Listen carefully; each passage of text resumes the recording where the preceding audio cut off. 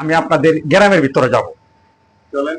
আমরা যে যাব আসলে আপনাদের যে ওয়েটা মানে কোন দিক দিয়ে যাওয়া লাগে আমি এই জিনিসটা বুঝতে পারতেছি না। আপনারা কোন গ্রাম জানি? আমার লোক হালুয়াঘাট, গোয়ালমারা।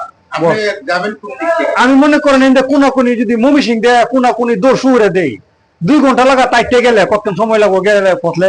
2 ঘন্টা হাঁটলে তো হবে না, নিম্নতম আপনার হাঁটতে হবে 5 ঘন্টা। আরে দূর ভাই কি যে বলেন, আমি এই দিনে টেকনাফ গেছি গা। আমি সকালে নাস্তা খাওয়া দাওয়া করে আড্ডা শুরু করছি, সারাদিন আড্ডার পরে 2 ঘন্টা পরে দেখে দিয়ে হচ্ছে যে আপনি টেকনাফ। ঠিকই তো আছে, আপনি টেকনাফ পর্যন্ত গাড়িতে গেছেন, গাড়িতে যাওয়ার পরে না হাঁটছেন? যেভাবে হোক ভাই আমি তো গিয়ে পড়ছি, এটা তো বুঝতে হবে আপনার। পৌঁছেছেন ঠিক আছে, কিন্তু আপনি তো যে বাসে গেছেন, বাসে তারপরে হাঁটছেন আর ট্রেনে গেছেন। মনে করেন আপনি বুঝতে পারছেন, আপনি 100% শিক্ষিত লোক দেখে আপনি জিনিসটা বুঝতে পারবেন। ধন্যবাদ আপনাকে। আপনাদের এলাকায় গেলে আমরা কি কি জিনিস পাবো? আমাদের এলাকায় গেলে আপনি পাবেন আমাদের জাতি গারো চু পাবেন, হ্যাঁ, তারপর পাহাড় দেখতে পারবেন।